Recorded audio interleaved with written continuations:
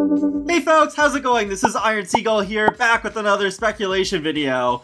Because lately, once again, Simmers have found some things that are making them think that we got more hints that cars are finally going to be coming to The Sims 4. So without further ado, let's get right into it. Starting with this tweet from Tazreen. The next pack is leaked. So there's a couple of pictures of the grocery store in Henford-on-Bagley that you can't really go inside of, but you can see some produce in the window, including some leaks. And Simguru George replies saying, "I car a rot about these leaks." So this definitely got people talking, going, oh my gosh, he's hinting at cars because he's a sim guru, and the tweet has the word car in it, and a lot of people want cars, so that must mean that cars are coming. But I think this is more of a pun, since it's kind of like carrot in a way, with the way that the tweet is just worded there. But I also think this is a very intentional troll on Simguru George's part, because I think they do just literally enjoy trolling the community sometimes, because they know that the Sims community just loves looking at every tiny little detail for some kind of hint at a fan-requested feature. So that's just like another instance of that happening. The next so-called hint towards cars is within cottage living, because, well, there's cars driving around in the new world of Henford-on-Bagley. But this has happened for years now with a lot of new worlds, and every time people think that it's a hint towards cars, and here we are in August 2021 and we still don't have them. I think this started happening with city living even. I was gonna say cats and dogs, because that's when a lot of just decorative cars were just being strewn about the worlds. But yeah, there's a lot of cars in city living as well. But I guess the one thing this time where it's like, oh, okay, maybe they are working on cars, is that they've put in some new cars, not just using the same old ones that we had since launch over and over again. Like these two here, this Land Rover and the not Mini, I guess. And there's even a double-decker bus and a lorry, and I think there might be one or two other ones that I'm not remembering off the top of my head. But it is kind of interesting that they're doing that. Whenever we do get cars that our Sims can drive, maybe they will just be remodeled versions of the decorative cars that we've already had, except that we can actually see inside of them and overall just look more detailed, since we can just see them a lot more often instead of maybe just around the street or off in the distance. If it's not that deep though, I think they did just want to give us more cars to just add to the immersion of this being a UK-based world instead of yet another world that's based off of North America. This last theory I think is quite intriguing though. For this one, we are going back to the United States on the West Coast, which I've seen some people call the best coast. I don't know about that, but we need Evergreen Harbor from Eco Lifestyle. What we're going to do is you have to go into Evergreen Harbor straight after loading up the game, and it has to be in a new save. It can't be in an old one, because I think this problem might have just started with the cottage living patch. But if you do have to make a sim, just actually like move a sim in, but don't go into live mode. Just go into build mode from the world map, and you'll see yeah, no matter which neighborhood you go into in Evergreen Harbor, some really weird glitchiness going on.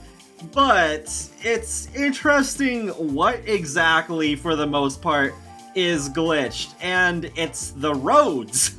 So this has led some people to think, well, maybe the reason why this glitch is happening is because they're preparing the game so that we can have our Sims actually drive around the neighborhoods. It's not a bad theory, and I think it does hold some water, no pun intended, given the water that's on screen, but it's not really all the roads that are glitched out. Like, what about this dirt road here going up to Bess's house? There's nothing going on there. Though you could also say, okay, well, they're not done, obviously, working on cars yet, so then maybe that's the reason why. I have thought a lot about how I would imagine cars being implemented into The Sims 4, and I think they'd be somewhat of a mixture between The Sims 2 and The Sims 3, where you have the driveway object, but you just teleport into the loading screen as the car just fades out of the driveway. You don't see them driving around on the actual roads in the neighborhood, and that's because there are so many lots in this game that don't have a road connecting to them. Though it still would be nice if in the neighborhoods that do have roads connected to the lots that it could still happen.